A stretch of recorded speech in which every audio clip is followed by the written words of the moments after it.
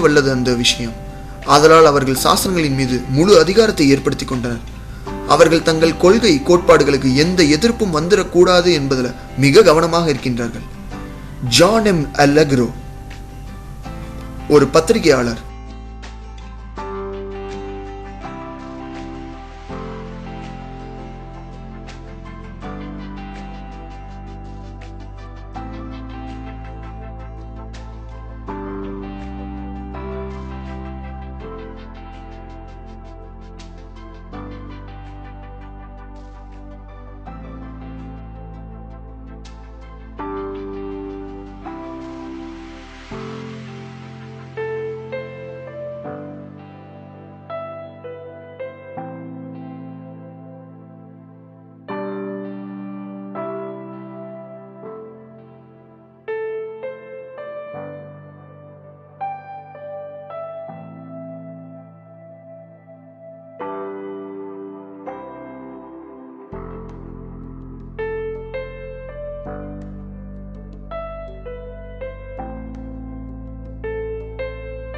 அவரும் ஃபாதர் ரொலாண்டோவின் ஆராய்ச்சி குழுவில் ஒருவராக இருந்தார்.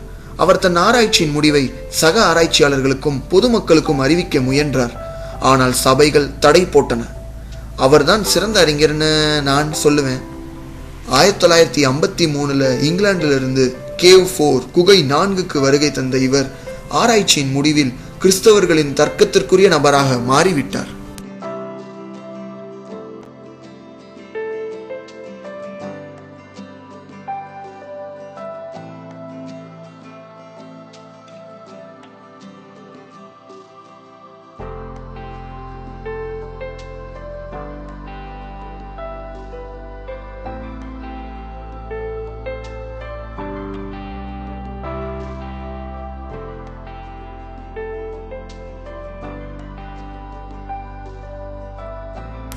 ஆயிரத்தி 1956 இவர் ஒரு தொடர் பேச்சை தயார் செய்து பிபிசி ரேடியோவில் ஒளிபரப்பினார்.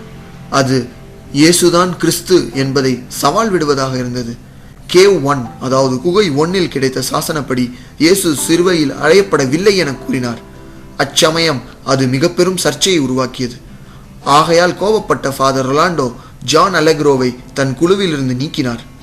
1957 பிபிசியில் இவர் தயாரித்த சாவுக்கடல் சாசனம் என்னும் நிகழ்ச்சி தொடர்ந்து ஒளிபரப்பாமல் தடை செய்யப்பட்டு வந்தது. இது வாட்டிகனின் உத்தரவாக பிபிசிக்கு இருந்தது.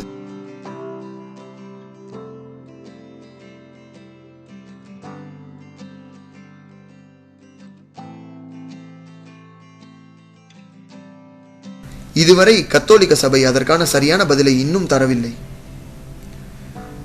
இது மக்களின் மத நம்பிக்கையை பொறுத்த விஷயம் என்பதால் இதில் கவனம் தேவை. கத்தோலிக்க திருச்சபைகள் மிகவும் உன்னிப்பாகவும் கூர்மையுடனும் சாசனங்களை கண்காணிக்க துவங்கியது. அதில் என்ன வெளியாகுமோ என கலக்கம் கொண்டிருந்தது.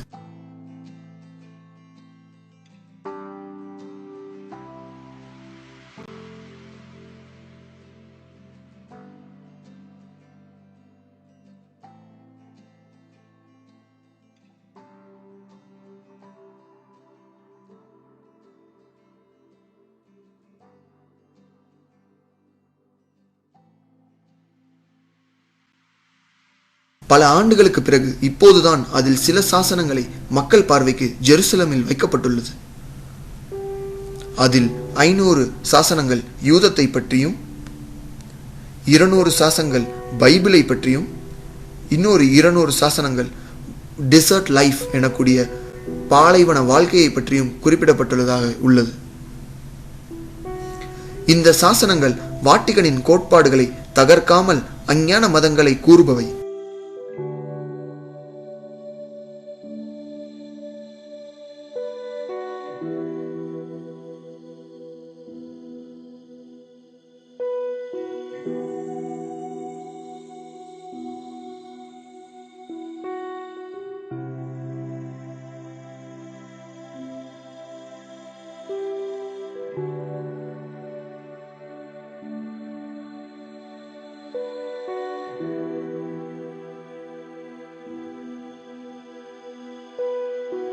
ஆதலால் உண்மையை கண்டறிய நான் கும்ரான் மலைப்பகுதிக்கு என் தேடலை தொடருகிறேன்.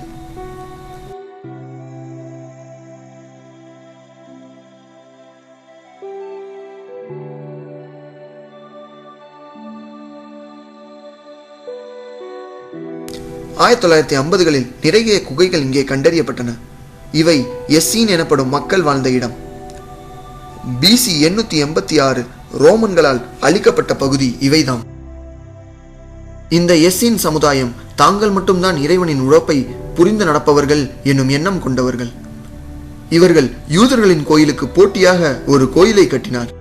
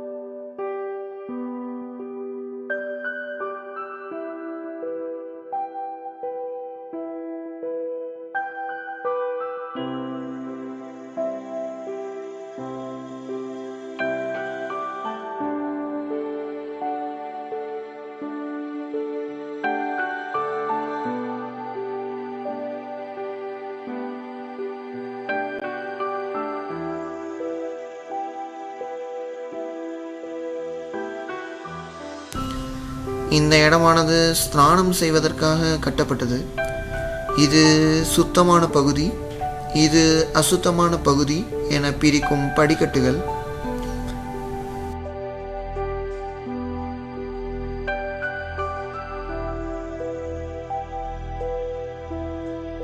இது உடல் சார்ந்த சுத்தமா, குளிப்பதா? இல்லை இல்லை, இது ஞான ஸ்நானம் போன்ற அமைப்பு.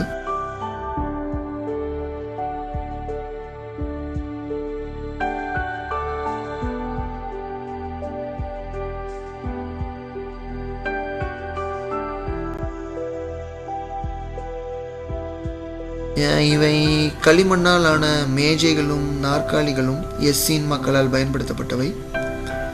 இந்த மேஜைகள் அவர்கள் சாசனம் எழுத பயன்படுத்தியிருக்கலாம். இவை தோலினால் ஆன சாசனங்களை இதில் வைத்து எழுதியிருக்கலாம். அவர்கள் மறுமையை எதிர்பார்த்து, இரட்சகனை எதிர்பார்த்து தயாராகி கொண்டிருந்தார்கள். K1 கிடைத்த, அதாவது குகை 1 கிடைத்த சாசனங்கள் யூதர்கள் ரோமானியர்கள் கொள்கை வேறுபாட்டினை குறித்து விளக்குகிறது. போர் தந்திரம் மற்றும் போரில் கலந்து கொண்ட தேவதைகள் பற்றியும் சாசனங்களில் குறிப்புகள் உள்ளன.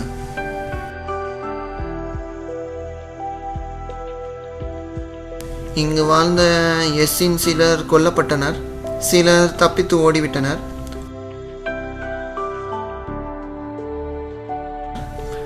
அவர்களை பற்றி நம்மை சிந்திக்க வைத்துவிட்டு சென்று விட்டார்கள்.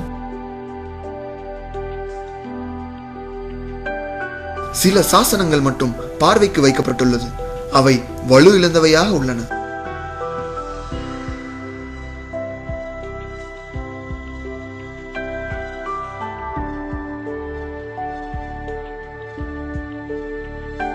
என் பயணத்தின் அடுத்த இலக்கு ஜெருசலம்.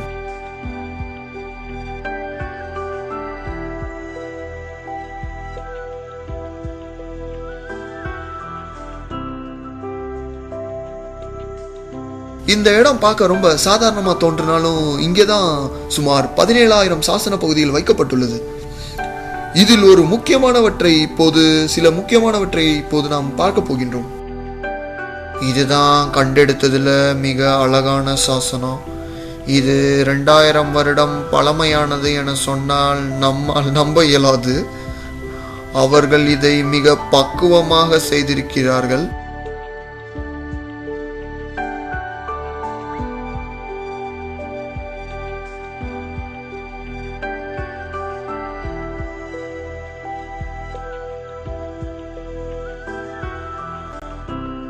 அவர்கள் ஒரு கோடிட்டு அதன் பின்பு எழுத ஆரம்பிப்பார்கள். இந்த சாசனத்தில் 2 மொழிகள் பயன்படுத்தப்பட்டுள்ளது. ஒன்று ஹீப்ரு, இன்னொன்று பாலியோ ஹீப்ரு எனப்படுவது. பாலியோ ஹீப்ரோ கடவுளை குறிக்க பயன்படுத்தப்பட்டுள்ளது. இந்த வரிகள்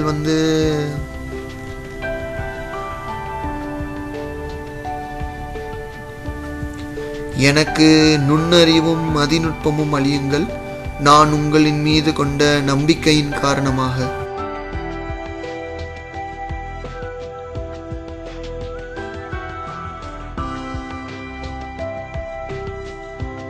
இதை படிக்கும்போது எனக்கு என் பைபிள் படிப்பது போன்றே தோன்றுகிறது. என்னால் வரலாற்றை உணர முடிகின்றது.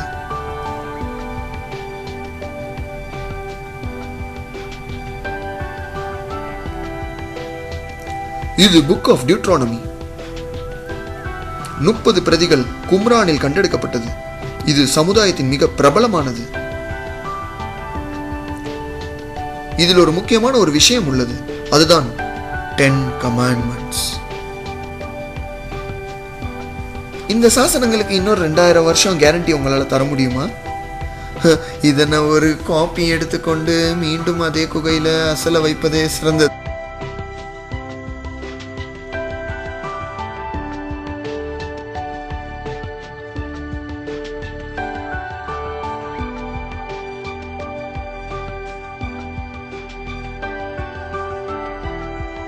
இத்தனை காலம் இது இவ்வளவு பத்திரமா இருந்ததுன்றது ரொம்ப பெரிய விஷயம், ரொம்ப ஆச்சரியமா இருக்கு. ஒவ்வொன்றும் ஒவ்வொரு வகையான மையினால் எழுதப்பட்டுள்ளது. இது ஜெருசலத்தின் அருகில் உள்ள கிராமம். இவர் புது தோரா, அதாவது மோசஸின் கட்டளைகள் தயாரித்துக் கொண்டிருக்கிறார். ஒரு ஆண்டிற்கும் மேலாக இவர் இதனை எழுதி கொண்டிருக்கிறார். இதை இறைவனுக்காக அர்ப்பணிக்கிறார். ஒவ்வொரு முறையும் எழுதும்போது இறைவனின் திருப்பெயரால் என துவங்கப்பட்டுள்ளது.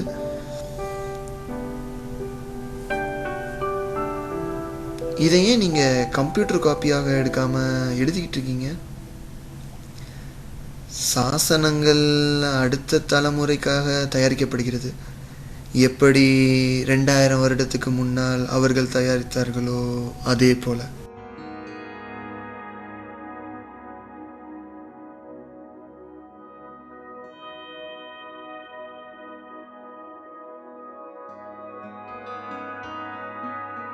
நான் எப்படி கும்ரான் ஆரம்பகால கிறிஸ்தவத்தின் ஒற்றுமையை பற்றி தெரிந்து கொண்டேனோ அதேபோல் எஸ்ஸீன்கள் தான் புதிய ஏற்பாட்டின் முக்கிய உந்துதல் என்பதையும் உணர்ந்தேன்.